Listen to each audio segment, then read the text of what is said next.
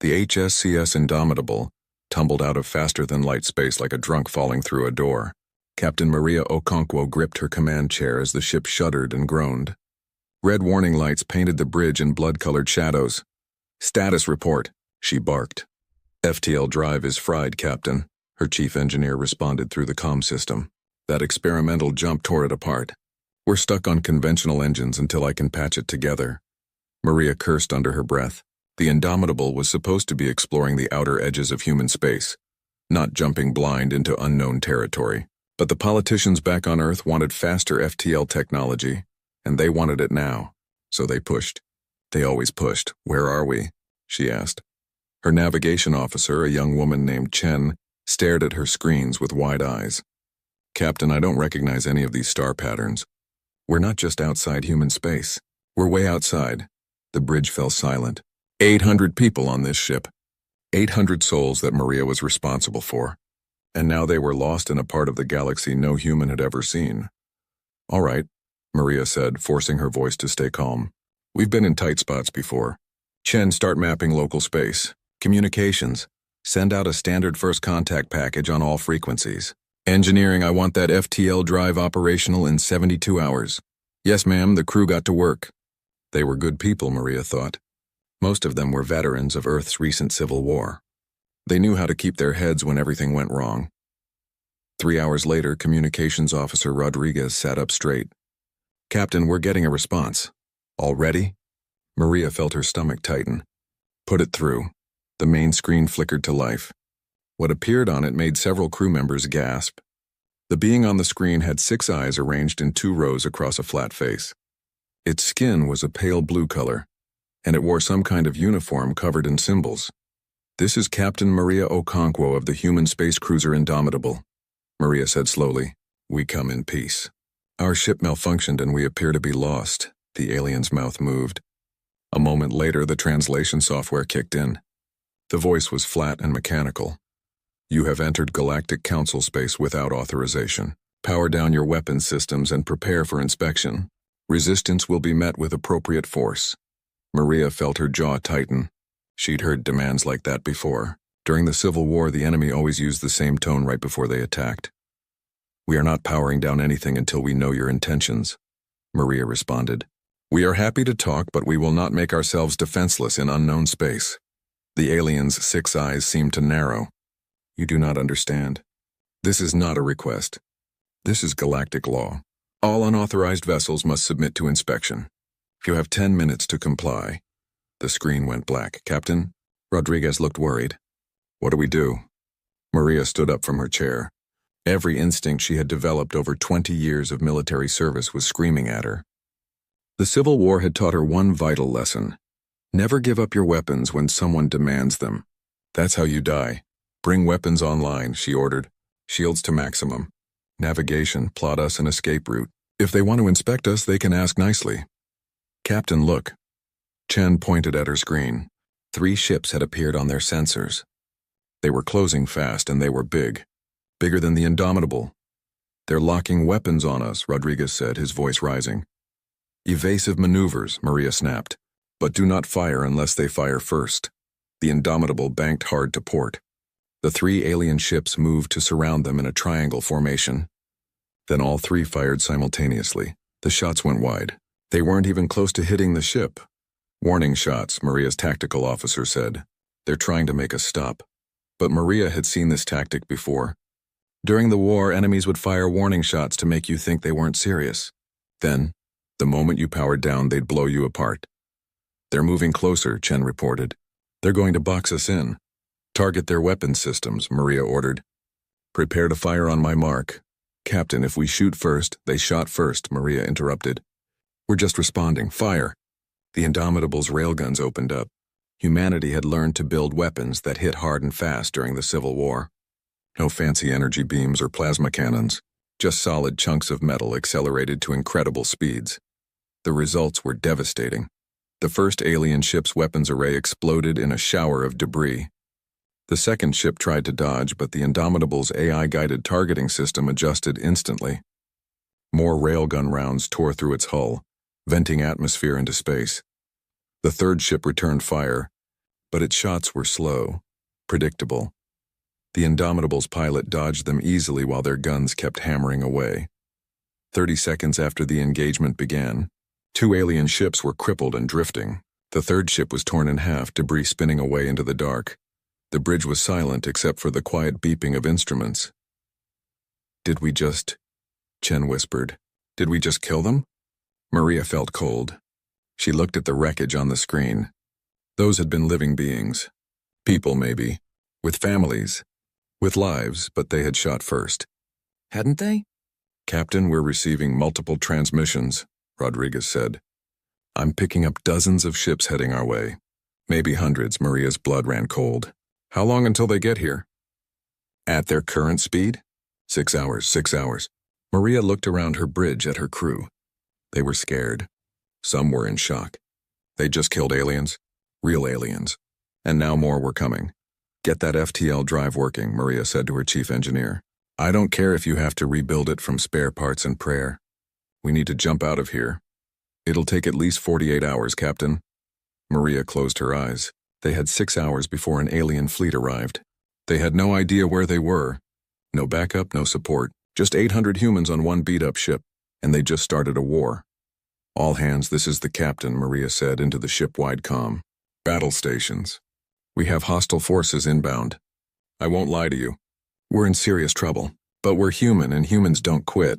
We've survived worse. We'll survive this." She hoped she sounded more confident than she felt. The crew scrambled to their positions. The Indomitable's guns were reloaded. Shields were reinforced. Every weapon system they had was brought online. Maria stared at the approaching fleet on her tactical display. Hundreds of dots all heading toward her ship, one human vessel against an entire civilization. "Come on then," she whispered. "Let's see what you've got." The war had begun. Neither side knew it yet, but everything was about to change. One human ship had appeared in galactic space, and nothing would ever be the same again. The Galactic Council met in emergency session. 10,000 species represented by their ambassadors gathered in the great chamber that floated in neutral space. The chamber had not been used for a war council in over 2,000 years. Ambassador Telmoth of the Velkrin stood before the assembly. His forearms gestured dramatically as he spoke. 3 ships destroyed, 147 crew members dead. This is unprecedented. This human vessel violated every law of civilized conduct. They attacked without warning. They targeted life support systems. They showed no mercy. Murmurs rippled through the chamber. Dead. The humans had actually killed council ships. Not disabled them. Not captured them. Killed them. Perhaps it was a misunderstanding, suggested Ambassador Earl of the Pantheon Collective. Her species had always been the voice of peace. "They are new to our space. They may not understand our protocols." "They understood violence well enough," Telmoth snapped. "The Galactic Fleet will teach them to understand something else. Consequence." The vote was unanimous. A punitive fleet would be dispatched. 30 ships, more than enough to handle one primitive vessel. The humans would be given one chance to surrender. If they refused, they would be destroyed as an example to any other species that might consider such barbarism. Admiral Kethvar was given command of the fleet. He was old even for a Velkrin. He had fought in the last real war centuries ago, before the Council had perfected the rules that made war civilized, back when ships died and soldiers didn't come home. He didn't want this command. But duty was duty. The fleet found the Indomitable hiding in the shadow of a gas giant. The human ship looked ugly to Kethavar's eyes. Asymmetrical. Covered in weapons that jutted out at odd angles, it looked like something built in a hurry by people who expected to die using it. "This is Admiral Kethvar of the Galactic Council Fleet," he transmitted on all frequencies. "You are charged with unprovoked violence against Council vessels. Power down your weapons and prepare to be boarded. You have 1 hour to comply. After that, we will use force. 1 hour." That was the standard time allowed. It gave both sides time to prepare, to position their ships according to the proper formations. War was supposed to be predictable, controlled. The humans didn't wait 1 hour, they didn't even wait 1 minute. The Indomitable erupted from behind the gas giant at full thrust. But it wasn't heading toward Kethavar's fleet. It was heading toward the moon orbiting the gas giant. "What are they doing?" his tactical officer asked. Kethavar watched in confusion as the human ship dove toward the moon, skimming so close to its surface that it disappeared from their sensors for a moment. Then it reappeared, moving 3 times faster than before. They used the gravity well to slingshot, Kethvar realized with shock. They're coming straight at us. Impossible. No one fights like that. They'll tear their own ship apart from the stress. But the humans had done it anyway, and now they were coming in at attack speed, all weapons firing. The fleet tried to respond, but they were still in approach formation. They hadn't moved into battle positions yet. The rules said you had to give the enemy time to prepare. The humans didn't care about rules. Railgun rounds tore through 3 ships before they could even raise their shields. Missiles streaked across space, not heading for weapon systems like they should, but for engine cores and life support. Return fire, Kethvar ordered. His fleet responded, but their shots were calculated to disable, not destroy. Every galactic weapon system had safety protocols built in. You didn't kill. You didn't have to. You just damaged enough to force surrender. The humans had no such protocols. Kethvar watched in horror as ship after ship fell silent, not disabled, but dead. The humans fought like animals. No, worse than animals. They fought like his own ancestors had fought before civilization tamed them. When the Indomitable ran low on ammunition, it did something else unthinkable. It rammed one of his cruisers, using its reinforced bow to tear open the other ship's hull before breaking away. All ships, fall back, Kethvar ordered. Reform at Rally Point Delta. Admiral, we outnumber them 30-1. I said fall back. The fleet retreated. Kethvar stared at his tactical display. Of his 30 ships, 9 were completely destroyed. 16 more were badly damaged. Only 5 ships, including his flagship, were still combat ready. 1 human ship had done this. Get me a secure channel to the Council, Kethvar said quietly. They need to know what we're dealing with. But before he could send the message, something else happened. One of his damaged ships, the cruiser Steadfast, reported intruders. Intruders? We're in space. How? The humans, Admiral. During the ramming attack, they must have sent boarding parties across. Kethvar felt his blood run cold. Seal all compartments. Security teams to the breached sections. But it was too late. The humans moved through the Steadfast like they'd been born to ship combat. They used weapons the galactic soldiers had never seen. Firearms that fired solid projectiles. Explosives that could blow through bulkheads. They didn't try to capture. They didn't follow any protocol. They just fought. Within an hour, the Steadfast crew had surrendered.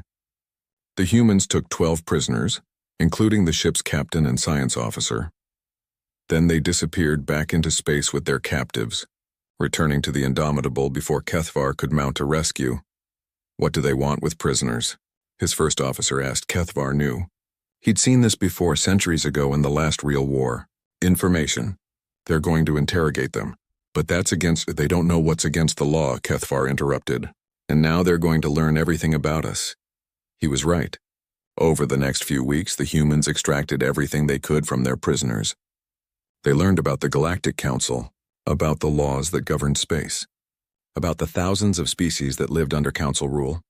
They learned about the banned weapons and tactics, about the rules that made war safe and predictable, and they learned that the Galactic Council wasn't as united as it pretended to be, that dozens of species resented being forced to follow Council law, that there were cracks in the foundation of the greatest civilization the galaxy had ever known. Captain Maria Okonkwo studied every piece of information. She'd fought in Earth's Civil War. She knew how to fight when you were outnumbered and outgunned. You didn't fight fair. You fought smart. We can't win a straight fight, she told her senior officers. There are too many of them. But we don't have to win. We just have to survive long enough to warn Earth. The FTL drive is almost repaired, her chief engineer reported. Another week and we can jump. They won't give us a week, Maria said. We need to buy time, and I know how to do it. She looked at the star charts they'd taken from the captured galactic ship. Supply routes, depot locations, patrol patterns. They think we're criminals, Maria said. So let's give them what they expect. We're going to become pirates, her officers stared at her. We hit their supply lines. We steal what we need. We make them chase us instead of the other way around. And every time we jump away, we send a data packet back toward Earth. Eventually, one of those packets will make it home, and Earth will know they're not alone in the universe. They'll also know we're at war, Rodriguez pointed out. Maria smiled grimly. Then Earth better start building more ships. The Indomitable vanished into deep space, beginning a campaign of raids that would terrorize the Galactic Council for months. They hit supply depots, stole technology, and freed any species they found being held against their will. And with every raid, humanity learned more about their enemy, and more importantly about their enemy's weaknesses. The war had begun. But it was no longer about survival. It was about showing the galaxy that humans didn't follow anyone's rules but their own. The Galactic Council chamber was in chaos. Ambassadors shouted over each other, their translation devices creating a cacophony of languages. Security officers stood ready, worried that the arguments might turn physical. 47 ships, Ambassador Telmoth roared. One primitive vessel has destroyed or captured 47 Council ships in 6 months. This is unacceptable. Perhaps if our tactics weren't so predictable, Ambassador Iril began. Our tactics have maintained peace for 5,000 years, and one human ship has proven they don't work. The Council coordinator raised all 6 of his tentacles for silence. Slowly, the chamber quieted. The situation is worse than mere ship losses, he said gravely. The humans have done something far more dangerous. They have given hope to the dissidents. A holographic display appeared in the center of the chamber. It showed star charts with dozens of systems marked in red. 3 species under protective quarantine have been freed by the humans. Not rescued, freed.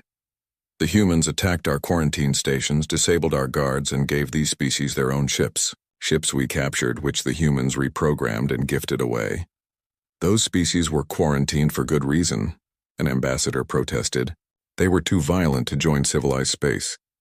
The humans don't seem to care about our definition of civilized, the coordinator replied. Worse, they have been broadcasting a message across 200 systems. The hologram changed. It showed Captain Maria Okonkwo standing on the bridge of her ship. Behind her, representatives of a dozen different species stood together. This is Captain Maria Okonkwo of Earth, the recording said. We came to your galaxy by accident. We offered peace. You declared war, so now we offer something else, freedom, to any species tired of council rules, to any people who want to govern themselves, to anyone who believes that might doesn't make right. Join us. The recording continued with coordinates that led to Earth. She's told everyone where her homeworld is, an ambassador said in disbelief. She's invited an attack. No, Kethvar said quietly from his position at the military command station. She's invited her enemies to come to a place where humans have had months to prepare. It's a trap. Then we send the fleet and spring it. With respect, Ambassador, Kethvar replied. That's exactly what she wants. The humans don't fight like we do. Every time we engage them on their terms, we lose. So what do you suggest? That we do nothing? I suggest we find out what they're building. Kethvar brought up his own display. It showed an asteroid field in unclaimed space far from any council world. 3 weeks ago, the Indomitable stopped running. Our long-range sensors detected them entering this asteroid field. They've been there ever since. What are they doing? I sent a reconnaissance fleet to find out. All 12 ships. None returned. But before they were destroyed, they sent back automated data. The hologram changed again. What it showed made the entire chamber fall silent. The asteroid field had been transformed. Hundreds of asteroids had been hollowed out and connected by tunnels and docking tubes. Weapons platforms dotted the field like deadly flowers, and docked throughout the complex were ships. Council ships. Captured vessels that had been torn apart and rebuilt with human technology. They've built a fortress, someone whispered.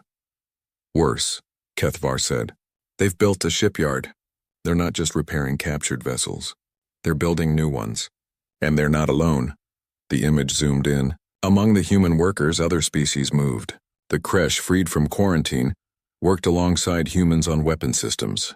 The Torvin, another species the Council had deemed too primitive, helped construct hull plating. A dozen species that the Council had suppressed or controlled were now working together. This is treason, Telmoth declared. Those species are under Council protection. They don't want our protection, Iril said softly. I've been reviewing the humans' broadcasts. Do you know what they call us? Oppressors, tyrants. They say we don't protect primitive species. We imprison them. That's absurd. Is it? Iril looked around the chamber. The Kresh were quarantined because they were too aggressive. But aggressive to whom? To us, to our way of life. We decided they couldn't be trusted, so we locked them away. The same with a dozen other species. We call it protection, but what if they call it prison? This debate is irrelevant, the coordinator interrupted. The question before us is simple. What do we do about the human fortress? We destroy it, Telmoth said immediately.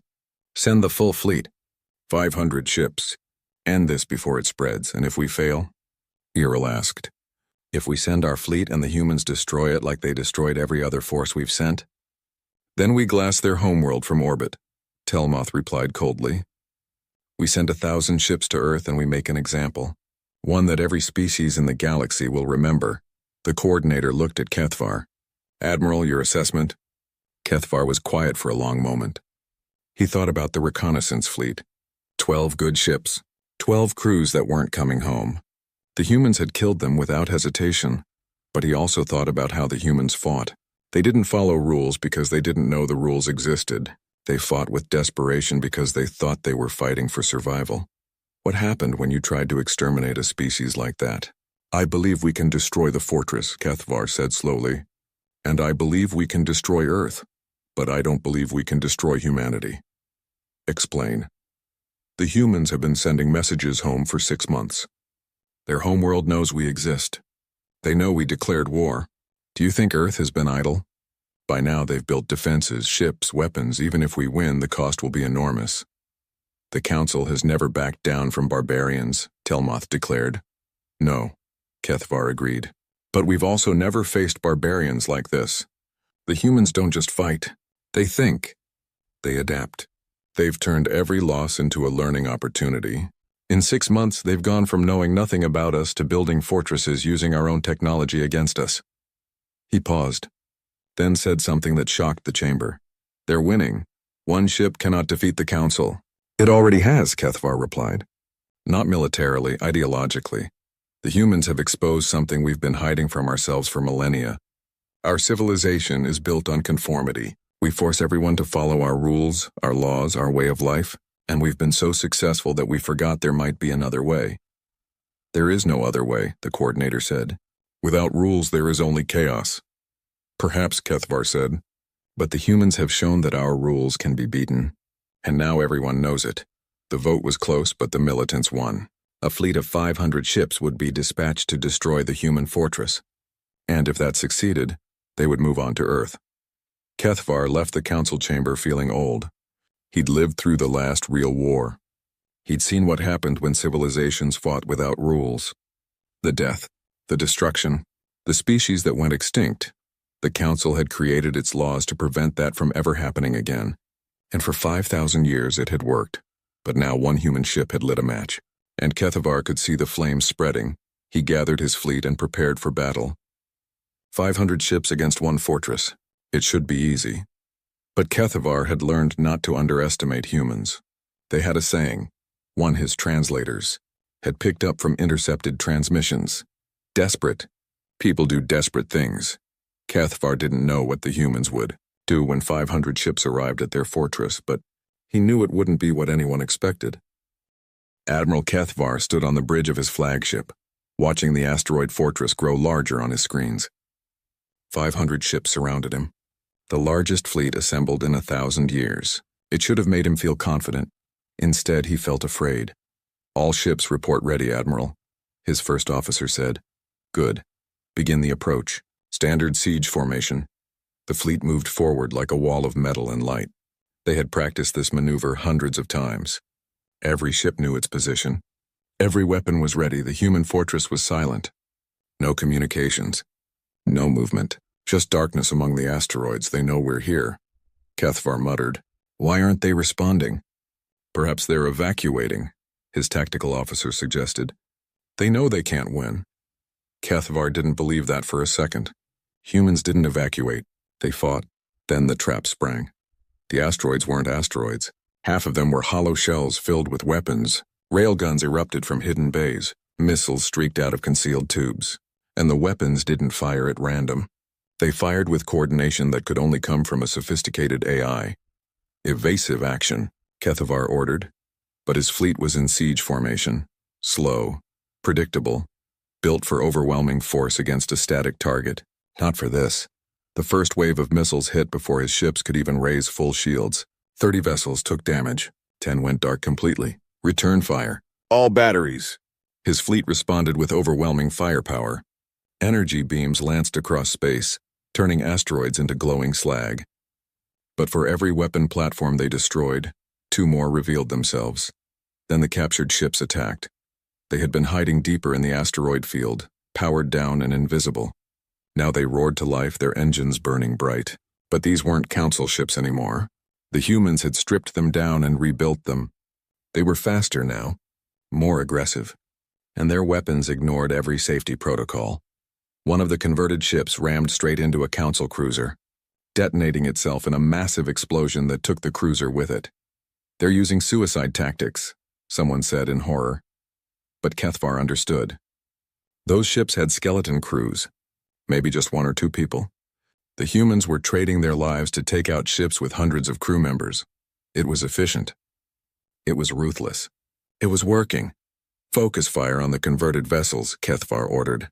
"Ignore the asteroids." His fleet adjusted, pouring fire into the attacking ships. They started to fall, breaking apart under concentrated fire. But they'd already done their damage. Then something worse happened. The fortress itself began to move. The asteroids weren't just weapons platforms. They were connected by massive engines hidden throughout the field. The entire fortress was mobile, and it was moving to cut off the fleet's escape route. Kethvar felt his blood run cold. The humans weren't trying to win this battle. They were trying to trap his entire fleet. All ships full retreat, break formation and scatter. But as his ships tried to pull back, the fortress revealed its final trick. Clouds of debris that had seemed like battle damage suddenly came to life.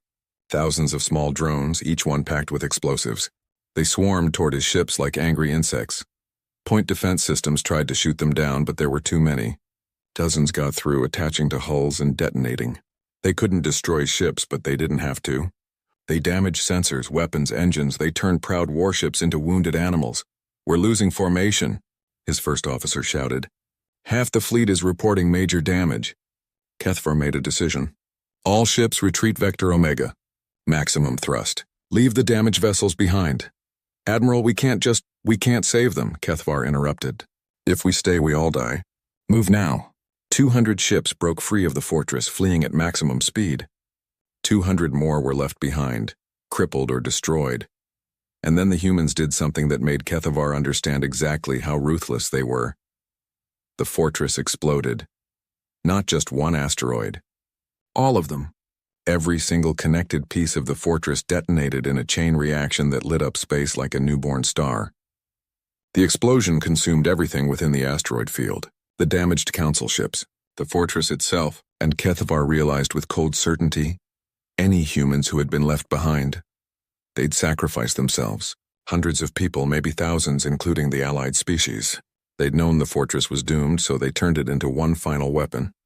The shockwave hit his retreating fleet, damaging dozens more ships.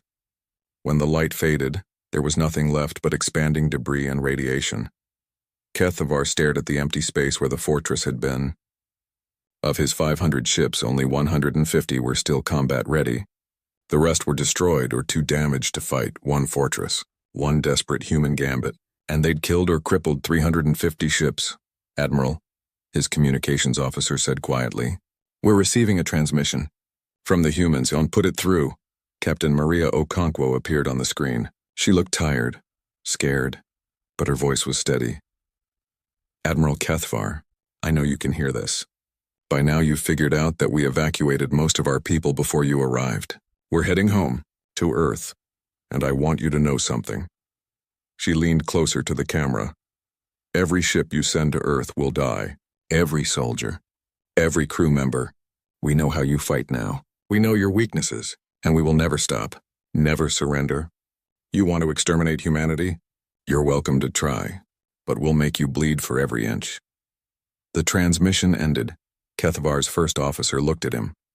"What do we do, Admiral?" Kethvar thought about the last real war, the one he'd fought in as a young officer. He remembered the species his people had fought against. They'd been brutal, savage. They'd refused to follow any rules. The Council had exterminated them. Every last one. It had taken 10 years and cost millions of lives, but they'd done it. And Kethvar had never forgiven himself for being part of it. He looked at his remaining fleet. Good ships, good crews. If he followed them to Earth, more would die. Maybe all of them. The humans would fight like cornered animals because that's what they were. But if he reported failure to the Council, they'd send more ships. 1,000 ships. 10,000 if necessary. They'd destroy Earth from orbit, kill every human and call it justice unless someone stopped them. Get me a secure channel to Earth, Kethavar said quietly. Admiral, I'm not following them. I'm going to talk to them. The Council ordered. The Council has been wrong before, Kethavar interrupted. He looked at his first officer. I'm old. I remember the last species we exterminated. Do you know what we told ourselves afterward? Never again. We'd never let ourselves become monsters again. That's why we created the rules, the protocols, the civilized way of war. He gestured at the debris field, but we forgot something. We forgot that the rules only work if both sides agree to follow them. The humans don't know our rules, and even if they did, why should they follow them? We declared war on them. We tried to kill them. From their perspective, we're the monsters. So what do you propose? I propose we try something the Council hasn't done in 5,000 years, Kethavar said. I propose we admit we were wrong. His first officer stared at him. The Council will never agree to that. Then the Council will have to court-martial me, Kethavar replied. Because I'm not sending my people to die for a war that never should have started. He looked at the communication screen, waiting for the channel to Earth to open. Get me Captain Okonkwo, he said. It's time we talked. Really talked. Not as enemies, but as two people who've seen enough death. The signal went out across space, carrying a message that would change everything. Not a declaration of war, but an offer of peace. The Indomitable limped into Earth orbit 3 days ahead of Kethavar's fleet. Captain Maria Okonkwo stood on the bridge, looking down at the blue and green planet below. Home. She'd thought she'd never see it again. Captain, you need to see this, Rodriguez said, awe in his voice. Maria looked at the tactical display and felt her breath catch. Earth's orbit was filled with ships. Hundreds of them, thousands. Humanity had been busy, they weren't pretty ships. Most looked like the Indomitable, cobbled together from whatever materials Earth could produce. But they were armed, and they were ready. Open a channel to Earth Defense Command, Maria said. A face appeared on the screen. Admiral Chen, commander of Earth's newly formed Space Defense Force. She was young for an admiral, barely 40. But then, humanity had promoted people fast once they learned they weren't alone in the universe. Captain Okonkwo, welcome home. We received your data packets. All of them. How long do we have? Galactic Fleet will arrive in 72 hours. We're detecting 150 ships. Chen's expression was grim. We have 10,000 ships to meet them. But our intelligence suggests galactic ships are more advanced. They are, Maria confirmed. But they follow rules. We don't. That's our advantage. We've studied your battle reports. Every tactic you used we've incorporated into our doctrine. We're as ready as we can be. Maria felt a weight on her chest. 10,000 ships. Millions of people. All preparing to fight because she'd started a war. Admiral, there's something you should know. Kethavar, the Galactic Admiral, he sent me a message. He wants to talk. Chen's eyes narrowed. It could be a trap. It could be. But I don't think so. I've fought Kethavar 3 times now. He's not like the others. He's old enough to remember what real war looks like. And I don't think he wants this. What do you want to do? Maria thought about her crew. 800 people who'd followed her across the galaxy and back. About the allied species who'd died at the fortress. About Earth preparing for a war that might destroy everything. Set up a meeting. Neutral ground. A station in the outer system. No weapons, just talk. And if he attacks, then we destroy his fleet and prepare for the next one. Maria looked at Earth below. But if there's even a chance we can end this without more death, we have to try. The meeting was held on a mining station at the edge of Earth's solar system. Maria brought only her senior officers. Kethavar brought his command staff. Both sides were armed, but the weapons stayed holstered. Maria saw Kethavar for the first time in person. He was tall, even for his species, with 4 arms that moved with military precision. But his eyes were old, tired. She recognized that look. She saw it in her own mirror every morning. Captain Okonkwo, Kethavar said. The translator rendered his voice as deep and formal. Thank you for agreeing to meet, Admiral Kethavar. I'll be honest. I'm not sure why we're here. Your council declared war on us. They tried to kill us. Why should we trust anything you say? You shouldn't, Kethvar replied bluntly. Trust must be earned. But I believe we can end this war before it destroys both our peoples. Your people started it. Yes. The simple admission shocked Maria. We did. We applied our laws to a species that knew nothing about them. We treated you as criminals when you were victims. And when you defended yourselves, we declared war instead of admitting our mistake. He leaned forward. All four arms spread in what Maria's translator indicated was a gesture of honesty. The Galactic Council is fracturing, Captain. Your rebellion has inspired dozens of species to question Council authority. Some have already declared independence. Others are preparing for war. The Council I serve is dying, killed by its own arrogance. Good, Maria said flatly. From what I've seen, the Council deserves to die. Perhaps.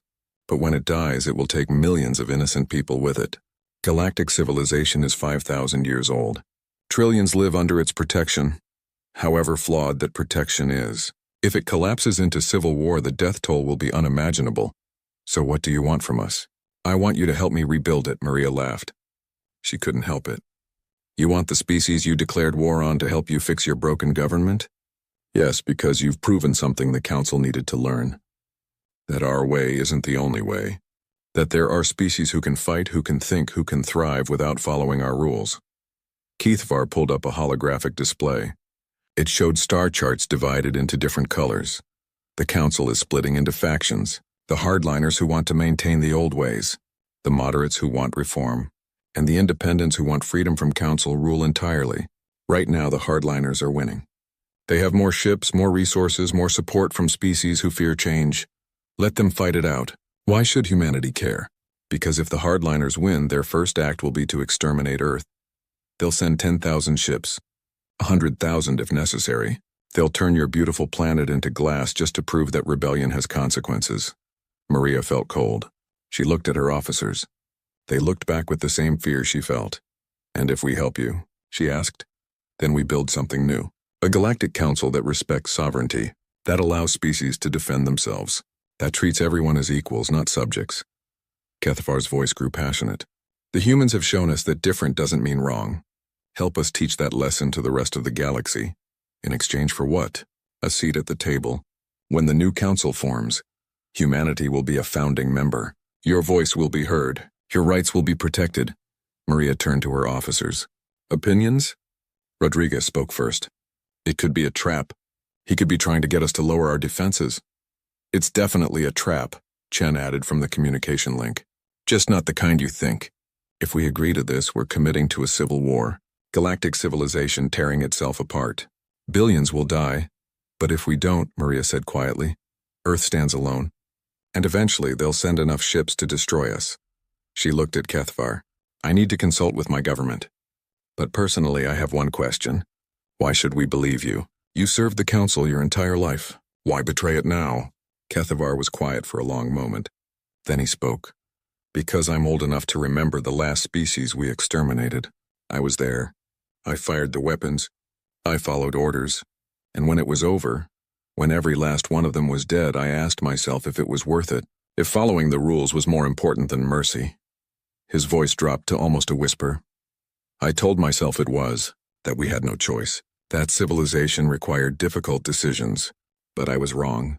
And I've spent centuries trying to make up for that mistake. He looked directly at Maria. Don't make me live with another genocide on my conscience, Captain. Help me be better. Help my people be better. Maria saw the truth in his words. He was exactly what she'd suspected. A good soldier who'd followed bad orders and spent his life regretting it, just like half the veterans of Earth's civil war. I need to speak with Earth's government, Maria said. Give me 48 hours. Of course, the meeting ended.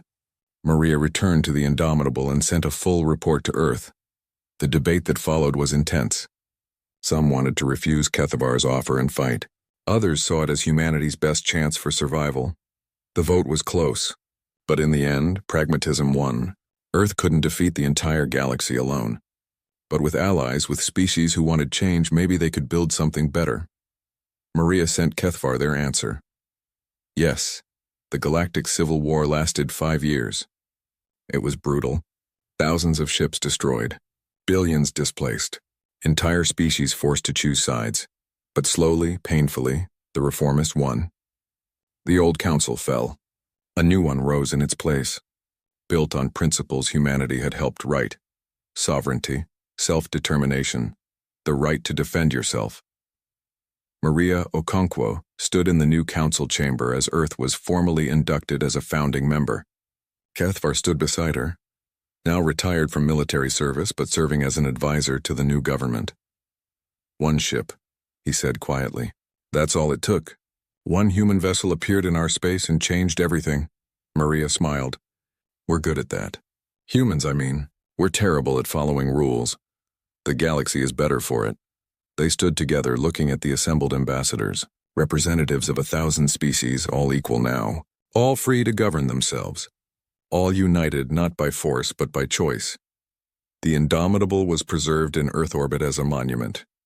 Tourists came from across the galaxy to see the ugly asymmetrical ship that had started a war and ended an empire. But Maria knew the truth. The Indomitable hadn't started the war. Fear had, pride had. The arrogance of believing there was only one right way to live. Humanity had simply refused to accept that arrogance. And in doing so, they'd freed the galaxy, one vessel, 800 people, and the willingness to fight for what they believed was right. Sometimes that's all it takes to change the universe. The great council chamber floated in the darkness of space, spinning slowly above the orange glow of Proxima Centauri. Inside, representatives from 43 different species sat in their designated areas, speaking through translators about trade routes and mining disputes. It was a normal day, the kind that happened every week for the past 150 years. Ambassador Sarah Chen sat in the human section, her dark hair pulled back in a simple style. She listened carefully as War Commander Throck slammed his clawed fist on his podium. The reptilian Catharian was angry again, his scales turning a darker shade of red. "The Vrex Collective has no right to those asteroids," Throck hissed, his voice making the translator crackle. "That sector belongs to the Catharian Empire by ancient law." Across the chamber, the Vrex diplomat Jara pulsed with cool blue light. The crystalline being's voice came through calm and measured. "Ancient law written by Catharia, for Catharia. The Council granted us joint access 3 cycles ago. We have done nothing wrong." Council Prime Veltros, the insect-like Archon who led the assembly, tapped his mandibles together in a gesture of frustration. His compound eyes swept across the room looking for a solution. They landed on Sarah Chen. "Perhaps," Veltros clicked, "our human ambassador might offer perspective. Earth has shown such wisdom in these matters." Sarah stood smoothly and gave a small bow. "Thank you, Council Prime. I believe both parties have valid concerns. The Catharian Empire has historical ties to that region, yes, but the Vrex Collective has invested significant resources based on Council approval. Perhaps a shared mining operation with divided profits would satisfy both parties." War Commander Throck snorted. "Humans always compromising, always seeking the soft path." "Peace is not soft, Commander," Sarah replied with a gentle smile. "It simply requires more creativity than war." Several council members made sounds of approval. The Delphinians whistled softly. The Archon delegation tapped their feet in agreement. Humans had been like this since joining the Council 150 years ago. Always diplomatic, always calm, always finding the middle ground. "Your species is an example to us all," Veltros said warmly. "If only others showed such restraint." The session continued for another hour, with small disputes resolved and trade agreements finalized. Sarah participated when asked, always reasonable, always measured. She was good at her job, just like the 30 human ambassadors before her had been good at theirs. As the council prepared to adjourn, an Archon aide rushed into the chamber. The young insectoid's antennae were vibrating with distress. He whispered something to Veltros, who immediately stood. "We have received an emergency transmission," the Council Prime announced. "A human cargo vessel, the Bright Hope, has been destroyed in the neutral zone near the disputed sector. All 200 crew members are lost." The chamber fell silent. All eyes turned to Sarah Chen. They waited to see how humanity would respond to this tragedy. Sarah's face went pale. She gripped the edge of her podium, her knuckles turning white. For a long moment, she said nothing. When she finally spoke, her voice was quiet. "How was the ship destroyed?" "Unknown parties," the aide reported. "The vessel's last transmission indicated weapons fire from an unidentified source. Sarah closed her eyes and took a slow breath. When she opened them again, her expression was composed, though something flickered in her eyes that Veltros couldn't quite identify. "I call for an immediate investigation," Sarah said firmly, "and I request that all parties in the disputed zone withdraw their military vessels until we understand what happened." This was a civilian ship. Cargo haulers and miners should not be targets in anyone's conflict. "Very reasonable," Jara pulsed. "The Vrex Collective agrees to withdraw." War Commander Throck rumbled in his throat. "The Catharian Empire had nothing to do with this, but we will cooperate with the investigation." "Thank you," Sarah said. She looked at Veltros. "Council Prime, I will need to inform Earth immediately. We have lost 200 citizens. Of course, Ambassador, you have the full support of this council. We will find who did this." Sarah gathered her materials and left the chamber. She walked through the curved corridors of the station, her footsteps echoing on the metal floors. Other diplomats she passed offered sympathetic gestures. A Delphinian touched her shoulder gently with a tentacle. An Archon bowed its head in respect for her loss. She made it to her private quarters before the mask slipped. Sarah sat at her desk and put her head in her hands. 200 people. 200 humans who would never see Earth again, never see their families, never feel rain or breathe fresh air. But she couldn't cry. Not yet. She had a job to do. Sarah activated her communication console and sent a coded message to Earth. The message was simple. "Bright hope lost. 200 souls. Investigation ongoing. Maintaining diplomatic posture." The reply came back in less than 5 minutes. Just 3 words. "Protocol 7, acknowledged." Sarah stared at those words for a long time. Then she closed the communication and stood. She straightened her jacket and checked her reflection in the mirror. Her face was calm again, professional again. No one would know that her heart was breaking. No one would know what Protocol 7 meant. Back in the council chamber, Veltros sat alone after the others had left. He was troubled by what he had seen in Ambassador Chen's eyes. It wasn't anger exactly. It wasn't even grief, though that was surely there too. It was something else. Something that reminded him of old files he had read long ago, back when he was a junior analyst. Files about Earth from before first contact. Files that had disturbed him enough that he rarely thought about them. His personal assistant, a young Archon named Crix, entered the chamber to collect data tablets. "Crix," Veltros said slowly, "do you have access to the pre-contact observation files?" "Yes, Council Prime. Which species?" "Human. I want to review the military assessments from the 50-year observation period." Crix's antennae twitched with curiosity. "That's an unusual request. Those files are very old. Is there a concern?" Veltros thought about the look in Sarah Chen's eyes, about how calm she had been, about how every human ambassador for 150 years had been exactly the same. Peaceful, diplomatic, reasonable. "Perhaps no concern," Veltros said finally, "but review them anyway. I want a summary on my desk tomorrow." "As you command, Council Prime." Crix left and Veltros sat in the empty chamber watching the stars through the great windows. Somewhere out there, the wreckage of the Bright Hope drifted in the darkness, and somewhere else humanity was receiving news of their dead. The Council Prime wondered what humanity was thinking right now, what they were feeling, and why after 150 years of perfect peace he suddenly felt uneasy. He remembered something from those old files. A human phrase that the observers had noted in their reports. Humans said it often in their entertainment, their literature, their military academies. "Speak softly and carry a big stick." The observers had never determined what the stick was. After first contact, when humans proved so peaceful and cooperative, everyone assumed there was no stick at all, that it had been just primitive posturing from a less enlightened age. But watching Sarah Chen's eyes today, Veltros wondered if they had been wrong. He wondered if the stick had been there all along, and humanity had simply chosen not to show it. 2 weeks passed and 3 more human ships disappeared. Each time the pattern was the same.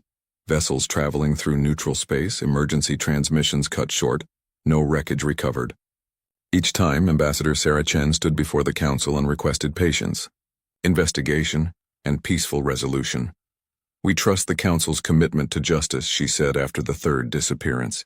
"Earth will not act rashly. We believe in the process." The other species praised humanity's restraint. The Delphinians called them enlightened beyond measure. The Vrex Collective noted that humans demonstrate evolution past primitive violence. Even War Commander Throck, whose own species had lost ships to piracy before, admitted grudging respect. If Catharian vessels had been destroyed, he growled, we would have burned entire sectors by now. Humans are either very wise or very weak. Sarah just smiled her diplomatic smile and said nothing. But she did make one request that seemed innocent enough. Council Prime Veltros, I would like access to the Council's military history databases. Earth wishes to study how other species have handled similar situations in the past. Perhaps we can learn from your experiences. Veltros granted the request immediately. The files were educational material, open to all member species.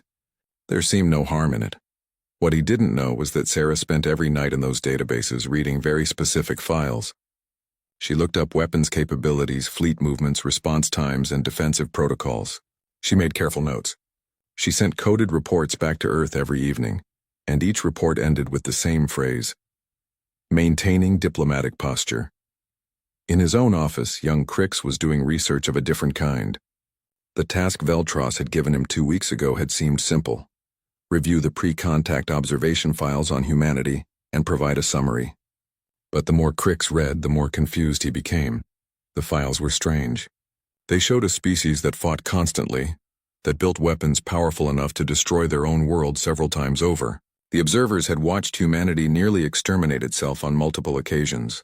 Nuclear weapons, biological warfare, environmental collapse barely avoided. But then, about 70 years before first contact, something changed.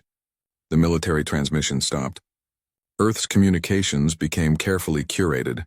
Scientific discoveries, cultural exchanges, philosophical discussions. The observers noted this change but couldn't explain it. One senior analyst had written, "Recommend do not engage. Species may be deliberately concealing military capability. Unknown if they detected our observation. Advise observation only until further assessment." That recommendation had been marked classified, level 9, and apparently forgotten. When first contact finally happened 50 years later, humanity had been peaceful, cooperative, and eager to join the galactic community. Everyone relaxed. The old warnings were filed away and ignored. Crix kept reading. He found tactical analyses of human military doctrine from their pre-contact era. The observers had been impressed and disturbed by human warfare. Humans didn't just fight, they studied fighting like it was a science. They had military academies older than some species' entire civilizations. They wrote books about war, made games about war, told stories about war, and then they just stopped broadcasting any of it. Crix's antennae trembled as a terrible thought occurred to him. What if humans hadn't stopped? What if they had just stopped showing it? He cross-referenced the dates. Earth stopped broadcasting military content 70 years before first contact. But the Council's first observation probe had entered Earth's system exactly 71 years before first contact. They had detected the probe. They had to have. And then they had hidden everything the Council would find scary. Crix needed to tell someone. He gathered his files and rushed to Veltros's office, nearly colliding with a Delphinian diplomat in the corridor. Council Prime. Crix burst into the office without announcement. The humans, we were wrong about them. Veltros looked up from his work, mandibles clicking in irritation at the interruption. Explain yourself, Crix. The observation files, the ones you asked me to review. Council Prime, humans knew we were watching them. They detected our probes and they hid their military capabilities. Everything we saw before first contact was carefully chosen. They wanted us to think they were peaceful. That's a serious accusation, Veltros said slowly. Do you have evidence? Crix spread his tablets across Veltros's desk. Look at the timeline. Look at the transmission patterns. They stopped broadcasting anything military exactly when our probe arrived. And look at these assessments. The observers recommended against contact. They said humans were dangerous. Veltros reviewed the files carefully. His compound eyes took in every detail, every footnote, every warning that had been written and then buried. The more he read, the more disturbed he became. Why would they do this? Veltros asked quietly. Why hide their strength and pretend to be peaceful? Maybe, Crix said hesitantly. They really are peaceful. But they chose it. It wasn't their nature. It was a decision. A decision they could unmake. Veltros finished the thought. They sat in silence, contemplating the implications. 150 years of human diplomacy suddenly looked different. Every compromise, every peaceful solution, every calm response. Had those been choices made from strength, not weakness? An alert chimed on Veltros's console. It was marked urgent. A human colony ship has been attacked, the message read. 3,000 civilians aboard. Ship disabled but not destroyed. Attackers identified as Catharian raiders, unauthorized by Catharian government. Survivors sending distress signals. Get Ambassador Chen here immediately, Veltros ordered. While they waited, another message arrived. This one was from Council Intelligence. Multiple human vessels changing course toward the attack site. Fleet composition unknown. Human military transponders active for the first time in recorded history. Crix's antennae drooped with dread. Council Prime, what does that mean? It means, Veltros said quietly, that we're about to see what humans have been hiding. Sarah Chen arrived within minutes. She walked into the office with the same calm expression she always wore, but Veltros could see it now, the control behind that calm. The choice to be peaceful. You summoned me, Council Prime? Ambassador, we've received reports of an attack on a human colony ship. 3,000 of your people. We're preparing a council response. That won't be necessary, Sarah interrupted gently. Earth is handling it. Handling it? Ambassador, with respect, humanity doesn't have significant military presence in that sector. Council Prime, Sarah said, and her voice was still kind, still diplomatic, but there was something new in it now. Something that made Veltros's instincts scream danger. We need to have an honest conversation. May I sit? Veltros gestured to a chair. Sarah sat, folded her hands in her lap, and looked at him with those calm, steady eyes. We thought you knew, she began. When you made first contact, you were so careful with us. Your ships kept their distance. Your diplomats were so polite, so cautious. We assumed you knew what we were capable of and were being respectful of it. We were being cautious because you were unknown, Veltros said. No, Sarah replied softly. You were being cautious because you'd been watching us for 50 years and you were afraid. We saw your probe. We saw all of them. And we realized we were the scary ones. So we made a choice. A choice? To play nice. To show you only what wouldn't frighten you. To prove we could be good neighbors. Sarah leaned forward slightly. And we have been, Council Prime. For 150 years, we've been the best neighbors we could be. We meant every word of every peace treaty. We believed in everything we built here. But, Veltros prompted. But you violated the rules of engagement, Sarah said. And now there was steel in her voice. You, not you personally, but parties within council space, killed our civilians. Multiple times. 3,000 people on that colony ship, Council Prime. Families, children. Ambassador Chen, the Catharian government has disavowed. I know. And we'll be precise in our response. We're not monsters, Council Prime. We don't punish the innocent. Sarah stood, but the people who did this will answer for it. And everyone will see that humanity has teeth. That we always had them, we just chose not to show them. Ambassador, please let the council handle this. If humanity acts unilaterally, we already are, Sarah said. She checked her communication device. Our fleets should be arriving at strategic points across the galaxy right about now. Alarms began blaring throughout the station. Veltros's console lit up with incoming reports. His aide's voice came through in a panic. Council Prime. Multiple spatial distortions detected. Unknown vessels dropping out of FTL at 47 different locations. Fleet composition massive. They're human ships, Council Prime. Dozens of them. Where did they come from? Sarah walked to the window. In the distance, a fleet of human vessels dropped out of faster-than-light travel. They were enormous, their hulls bristling with weapons that had never been registered with the Council. They moved with perfect coordination, taking up defensive positions around the station. We've been on exercise, Sarah said quietly, watching her people's ships. For decades, training, practicing, hoping we'd never need to be what we once were. She turned to face Veltros. We'll fix the problem in that sector. We'll be par the Catharian raiders thought they were being clever. They had disabled the human colony ship and held position, waiting to make demands for ransom. 3,000 civilians were excellent hostages. The raiders sent threatening messages showing weapons pointed at the helpless vessel. What they didn't see were the small satellites drifting near the human mining outpost in the next sector. The satellites looked like standard navigation equipment, the kind every species used to mark mining claims. They'd been there for years. Nobody paid attention to them anymore. War Commander Throck watched the situation from his command ship, furious that unauthorized raiders from his own species had created this mess. He was preparing an official response when his sensors officer made a confused sound. "Commander, the satellites near Mining Outpost 7 are activating." "What satellites?" "The human navigational satellites. They're moving. And their power signatures are spiking." Throck pulled up the sensor data. The 6 small satellites had indeed activated. They were rotating, adjusting position, and charging some kind of capacitor system.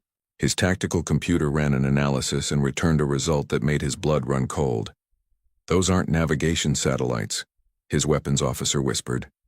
"Those are targeting platforms."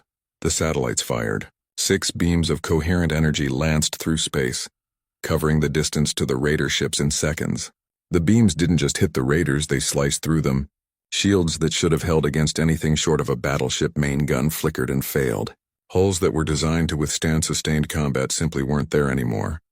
4.3 seconds. That's how long it took for 6 small satellites to completely destroy an entire Catharian battle group. 15 ships, 3,000 raiders gone. The colony ships' hostages were safe. The raiders never got a chance to harm them. Throck stared at the empty space where the raider ships had been. His tactical officer was making distressed clicking sounds. His communications officer had stopped moving entirely, frozen in shock. "Get me the council," Throck said quietly. "Get me the council right now." The emergency session assembled faster than any in council history. Representatives arrived in various states of shock, confusion, and fear. The chamber buzzed with panicked conversations in 43 different languages. Veltros called for order, his mandibles clacking sharply against his podium. "We have all seen the reports. Human weapons platforms destroyed unauthorized Catharian raiders. War Commander Throck has requested this session to address the situation." Throck stood, and for the first time in his career at the council, he looked uncertain. "I wish to formally state that the Catharian Empire did not authorize those raiders. They acted against our laws and our honor. They got what they deserved." "The question," Jara pulsed, the Vrex diplomat's crystalline body flickering with agitated orange light, "is where did human weapons come from? Those satellites were registered as navigation equipment. They've been there for 6 years. Perhaps," suggested a Delphinian representative, "we should ask the humans directly?" All eyes turned to the chamber entrance as Sarah Chen walked in. She looked exactly as she always did, professional, calm, slightly apologetic for any inconvenience. She took her position at the human podium and waited patiently for the room to quiet down. "Ambassador Chen," Veltros began carefully, "the council requires explanation. Those weapons were not registered.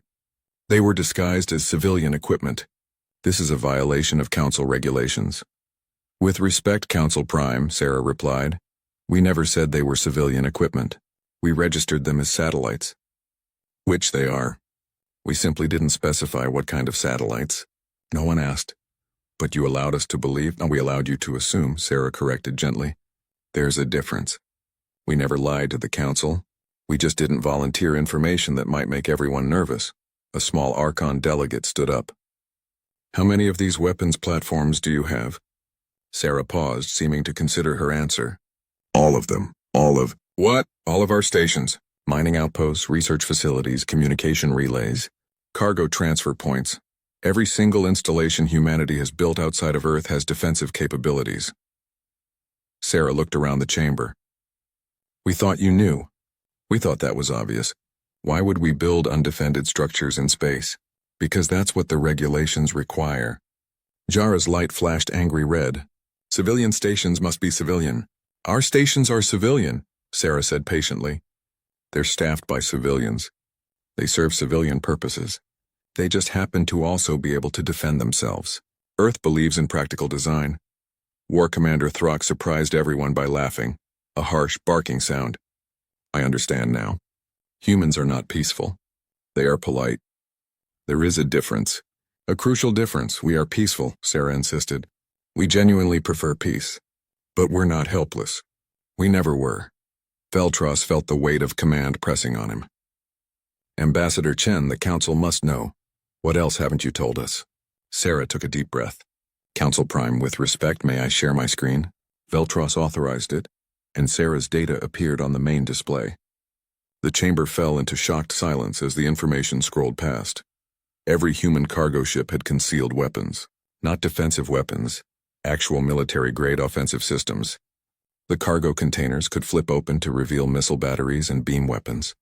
Every human civilian station had enough firepower to fight off a full battle fleet. The mining equipment could be repurposed as mass drivers. The solar panels could focus into laser arrays. Human colony ships weren't just transports. They were mobile fortresses that could deploy, establish a foothold, and hold territory against significant military opposition. And the fleet. Oh, the fleet. 47 fleets, Sarah said quietly as the data displayed, each one comparable in size to the Catharian Empire's entire navy. They've been on training exercises in deep space for decades, rotating crews, maintaining readiness, hoping they'd never be needed. This is impossible, Jara pulsed weakly. The resources required, the industrial capacity. Earth is very industrious, Sarah said simply. We just didn't show you our military industries. We showed you our art, our culture, our science. The nice things. The things that wouldn't make you afraid. A small voice came from the Delphinian section. Why hide all this? Why not just tell us? Sarah's expression softened. Because we saw your probe. The first one, 70 years before first contact. It was shaking. Did you know that? Your observation probe's position-keeping thrusters were firing erratically. Because whoever was controlling it was nervous. You were watching us destroy ourselves with weapons that could barely crack a moon, and you were terrified. She looked around the chamber, meeting eyes with representatives from dozens of worlds. So we looked at ourselves through your eyes and we realized we were the monsters in this story. We were the scary species. And we made a choice. What if we didn't have to be? We spent 50 years cleaning up our act before first contact. We didn't become less capable. We became more careful, more considerate. We learned to hide the weapons and lead with the poetry. And when you finally came to talk to us, you were still so careful, so diplomatic, so clearly relieved that we weren't as bad as you feared. Sarah smiled sadly. We thought we'd done well. We thought we'd proven ourselves. We thought you understood that we had teeth but chose not to bite. Instead, you thought we never had teeth at all. Veltros felt something between awe and horror. 150 years. You maintained this deception for 150 years. It wasn't deception, Sarah said firmly. Every peace we made, we meant. Every treaty we signed, we honored. Every friendship we built, we cherished. All of that was real. The only deception was letting you think we couldn't be anything else. And now? Throck asked. Sarah's expression hardened just slightly. Now people violated rules of engagement. They killed our civilians. That changes things. The raiders have been destroyed, Jara pointed out. The raiders, yes, but the larger issue remains. Someone thought they could attack human civilians without consequences. Someone thought we were soft targets. Sarah's voice was calm, but there was something final in it. We need to correct that misunderstanding. Permanently. What are you going to do? Veltros asked, dreading the answer. What we should have done at the start, show you who we really are. All of it. The peace and the capability. The kindness and the teeth. Sarah's image changed, showing fleet positions across the galaxy. Those 47 fleets are currently positioned at strategic points. They're not attacking anyone. They're not threatening anyone. They're just visible, no more hiding. This will cause panic, Veltros said. Probably, Sarah admitted. But it's necessary. The Council needs to understand what peace with humanity actually means. It means you have neighbors who could burn the galaxy, but would rather plant gardens. It means you have allies who could crush any threat but prefer to negotiate with them. It means you're safe. Safer than you've ever been. Safe? A Delphinian delegate squeaked. You? War Commander Throck had been a soldier his entire life. He had fought in 12 major campaigns and countless smaller conflicts. He understood warfare the way a fish understands water. It was his natural environment. He knew how battles worked, how strategy developed, how armies moved. Watching the humans operate, he realized he knew nothing at all. The Catharian Empire, faced with unauthorized raiders bringing shame to their name, and now a human military response had mobilized their fleets. Not to fight, Throck wasn't that foolish, but to contain the situation, to show they were handling it internally. The humans destroyed 60% of those fleets in 72 hours. They didn't do it the way any council species would. There were no grand battles, no glorious engagements. Human ships simply appeared, struck with devastating precision, and vanished before Catharian forces could respond. They targeted command vessels, supply lines, and communication relays. They didn't kill ships, they neutralized them. Weapons offline, engines disabled, life support intact. It was surgical, clinical, and absolutely terrifying. "They're not fighting us," Throck's tactical officer said, studying the patterns. "They're dismantling us. What's the difference?" Throck growled. "A fight has back and forth, attack and counterattack. They're taking apart our fleet like a child's toy." Piece by piece, Throck watched the tactical display update. A Catharian supply convoy had just been intercepted. Not destroyed, just stopped. The human ships had disabled every vessel's FTL drive with single precise shots, then jumped away. The convoy was stranded but safe, their crews unharmed. "They could have killed them," Throck said quietly. "Every engagement, they could have killed everyone. They're choosing not to. Why? Because they're proving a point. They want us to know they could end this in an hour if they wanted to. They're being merciful, and somehow that's more terrifying than if they were just destroying us." A communication request came through. Throck almost laughed. It was the humans asking for a diplomatic channel. They were systematically crushing his empire's military response, and they still wanted to talk. He accepted the call. A human admiral appeared on screen, an older woman with gray hair and sharp eyes. She saluted. "War Commander Throck, I am Admiral Liu of the Human Defense Fleet. I'm contacting you to offer terms." "Terms? You haven't stopped shooting at us, and we won't until you stand down completely. But War Commander, we're not interested in continuing this. We have no quarrel with the Catharian Empire. We have a quarrel with the raiders who killed our civilians. Those raiders are dead. Your satellites destroyed them. Yes, but the larger issue remains. Enforcement of rules of engagement, ensuring this never happens again." Admiral Liu leaned forward slightly. "We're proposing that Catharian Empire formally acknowledge the attack, participate in a truth and reconciliation process for the civilian deaths, and work with the Council to ensure proper chain of command over military forces." Throck felt his scales flush with shame. "You want us to admit failure in front of the entire Council? We want you to acknowledge reality. Your empire lost control of rogue elements. They committed war crimes. You need to own that and fix it." Admiral Liu's expression softened slightly. "War Commander, humanity doesn't want to humiliate the Catharian Empire. We want to make sure this never happens again. Not to us, not to anyone. And if we refuse, then we'll continue degrading your military capacity until your government decides to negotiate. We can do this for months, War Commander. Years, if necessary. We've been practicing for longer than your empire has existed." She paused. "Or you can talk to Ambassador Chen and the Council today. Agree to reasonable terms and we all walk away from this." "Your choice." Throck looked at his tactical display, at the fleets being methodically disabled, at the perfect precision of human operations, at the complete absence of Catharian success in countering them. "I will speak to the Council," he said. "Good choice." Admiral Liu out. While the military situation resolved itself, Veltros and Crix were buried in the archives, trying to understand how they had gotten everything so wrong. The files painted a terrifying picture. Pre-contact humanity had been brutal. They fought wars that killed millions. They developed weapons that could sterilize planets. They had come within moments of destroying themselves multiple times. But the files also showed something else. Humans studied war like it was an art form. They had military academies that ran for centuries. They wrote books analyzing every battle they'd ever fought, learning from every victory and defeat. They made games to teach tactics. They told stories glorifying warriors while also showing the cost of war. "They remember," Crick said, reading through a tactical analysis. "Every species forgets. We have peace for a few generations and we forget how to fight. Humans never forgot. They just stopped doing it." Veltros looked at his young aide. "How do you know they stopped?" "Maybe they just stopped where we could see." They found evidence supporting that theory. Human entertainment was full of war. Their movies showed massive battles. Their games simulated combat. Their books told stories of soldiers and strategy.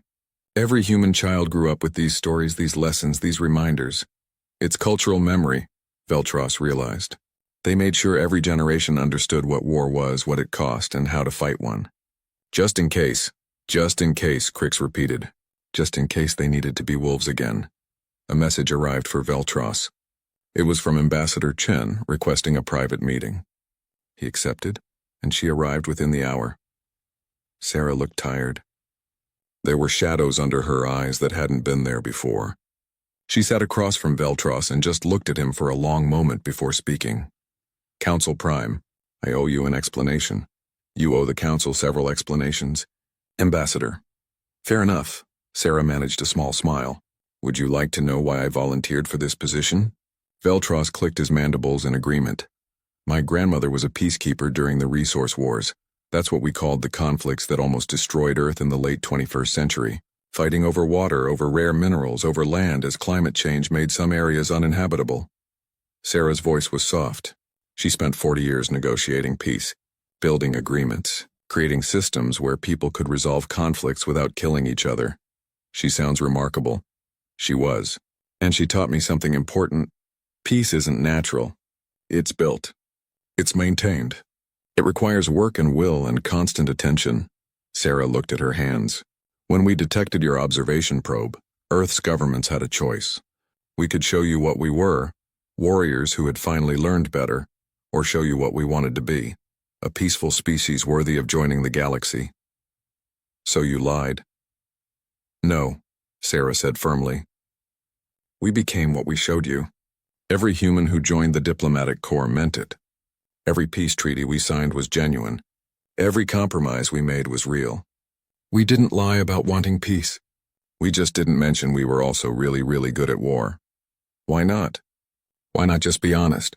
Sarah laughed, but it was a sad sound. Because you were terrified of us, Council Prime. Your probe was shaking, and we realized if we showed up at first contact with our teeth bared, you'd never trust us. You'd always see us as the dangerous species, the ones to watch, the ones to fear. Instead, you hid. Instead, we built trust. For 150 years, we proved we could be good neighbors, good allies, good friends. Sarah met his eyes. And we are. That's real, Council Prime. Our friendship with the Council, our commitment to peace, it's all real. But you have teeth. Yes. And now everyone knows it. And I'm sorry for that. I'm sorry we had to show you this way. Sarah's voice cracked slightly. We wanted to protect you from ever having to see the other side of humanity. The side that knows how to wage war. Your grandmother would be proud, Veltros said quietly. You maintained peace for as long as possible. She'd be disappointed we had to show the teeth at all. Sarah stood. War Commander Throck is ready to negotiate. The Catharian Empire will formally acknowledge what happened and participate in a reconciliation process. Is that acceptable to the Council? Yes, I believe we can work with that. Good, then I'll recall the fleets. Most of them, anyway. A few will remain visible, just as a reminder. A reminder that humanity has teeth. A reminder that humanity chooses not to use them, Sarah corrected. There's a difference, Council Prime. There's always been a difference. After she left, Veltros sat alone in his office. Crix found him there an hour later, staring at the human fleet positions on his display. Council Prime, are you well? I'm thinking, Crix, about fear and respect, about how we confused weakness with peace. Veltros turned to his aide. We saw what we wanted to see. Humans led us, and maybe that was kind of them. Maybe it was manipulative. Perhaps it was both. What do we do now? Now? Veltros looked back at the display. Now we work with the truth. Humanity is peaceful because they choose to be, not because they have to be. They're our friends because they want to be, not because they need us. And that might actually make them the best allies we could have. Because they could destroy us but won't. Because they're strong enough to choose mercy, Veltros said, and wise enough to know that strength without restraint is just another kind of weakness. On Earth, in a small apartment in Geneva, an old woman watched the news broadcast from 6 months had passed since what the Council now called the Revelation. The galaxy had adjusted, though not without difficulty. Trade routes had been redrawn. Defense agreements had been renegotiated. Every species had to reconsider what having humanity as neighbors actually meant. The Council chamber had changed too. There was a new position in the organizational structure, Peacekeepers of Last Resort. It was occupied by a single chair, Ambassador Sarah Chen's chair. She sat in it now, listening to a dispute between two minor species over fishing rights in a shared ocean world. It was the kind of small conflict that used to take months to resolve. Now, with everyone aware that humanity was watching, both sides were being remarkably reasonable. "We propose a seasonal rotation," the Kaloran representative suggested, 6 months for each species with shared monitoring stations to ensure compliance. "That is acceptable," the Telmari diplomat agreed, tentacles curling in reluctant approval. "We can work with this." Veltros clicked his mandibles in approval. "Excellent. This dispute is resolved. Ambassador Chen, do you have any concerns?" Sarah smiled. "None at all, Council Prime. I'm pleased to see such practical solutions." She was pleased, genuinely. This was how it was supposed to work. The threat of force making everyone more willing to compromise. Peace through deterrence. She hated that it required the threat, but she couldn't deny it was effective. After the session, several representatives approached her. This was common now. Species wanted human military advisors, not to build weapons or plan conquest, but to learn what humans called strategic restraint. Ambassador Chen, a Delphinian admiral, approached, bowing respectfully with two of its tentacles.